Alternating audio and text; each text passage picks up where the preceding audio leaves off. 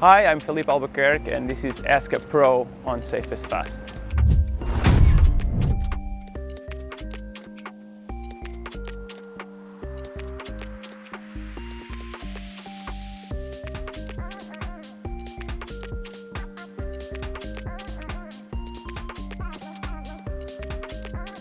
How do I calm my nerves? That's a very good question. Everyone is different, and throughout my career I had mentors,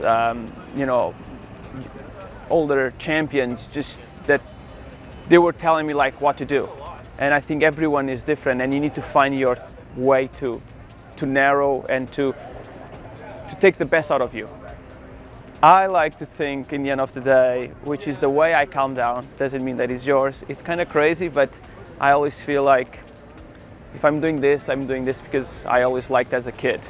So let's try to have fun, not thinking about the result, because when I'm thinking about that, I will put too much pressure on myself.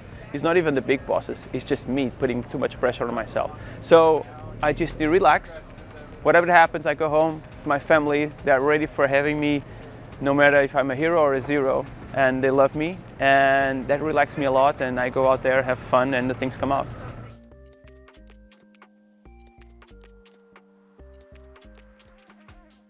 Over the years, I've been doing a lot of different cars, driving a lot of different cars, so it's kind of a mind switch. You just, at the moment as you sit down, it's very, very different, and it's a little bit awkward in the first laps because everything is different. So I guess you just need to deal with what you have. It's a little bit in the end of the day, when you go from race to race, you need to adapt to what you have in your hands. So if the car is understeer, you need to make it work, because in a race, it's just not like, NBA or, football. The timeout. There is no timeout. The race starts and you have to deal with what you have and do the best. So by the years, if you came this far, you should be good enough to adapt to cars and to different setups.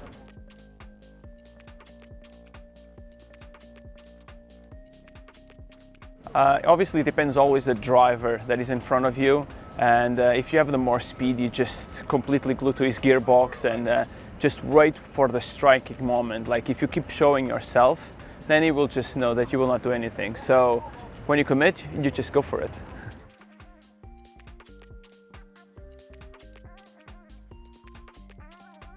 So for the setups, depending on the racetracks, for example in Long Beach, I think you want a little bit more secure rear, and it's always a compromise between the two drivers, especially in endurance racing. One driver likes a little bit more understeer, the other one likes more oversteer. So it's adapting and fine-tuning to what both the guys like.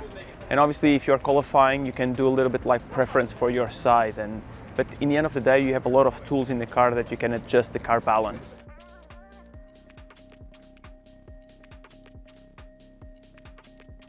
So corner exit, there's not so much for the corner exit, to be honest. I think there is more techniques to using your feet is one of the biggest techniques that you need to make it better through your career. So just playing with the weight of the car, the more trail braking you do, the lighter will be the rear, the more on the nose the car will be. If the car is oversteer, you just need to release the brakes so the front will go up because there is not enough load, and if you put eventually some throttle, you will understeer. So for the rear, if it's too much oversteer on power, you always have the bars, which you can make it softer. Some settings on hypercar, which is brilliant, but you maybe try to make it more a V style and get out more straight and not having the steering wheel like this. Because if you go like this and the car is already oversteer, the moment you go on power, you just have a snap oversteer. But then you just adapt from corner to corner and to the direction where the car is pointing.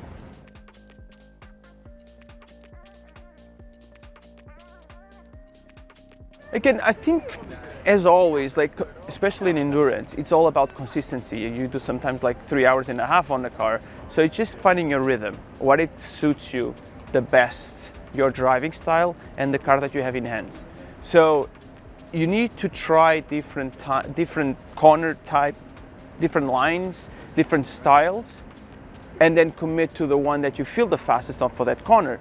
Doesn't mean that for the other corner it's different because of the banking, because it's off camber, a bunch of things. So again, you just fine-tune the lap for you, and then you just stick to it. And then it's about practicing and fitness and mental preparation to be consistent and not making a mistake.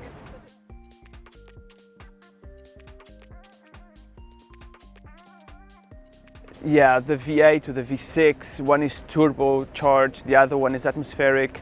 So the atmospheric from Cadillac is just an amazing engine in a way that when you power down, the engine is just there ready to go. You just don't have any turbo lag, which is amazing. One way is ready and strong to get out, but the other one, it can be tricky to the rear tire degradation because it's too abrupt. So then you need to lie a little bit on your driving style to be softer, smoother. TC, traction control, and the settings obviously on the car in a way of like our setup. So you need to defend a little bit and knowing exactly what you have in your hand. So again, like I told you before, it's about adapting to what you have available and make the most out of it.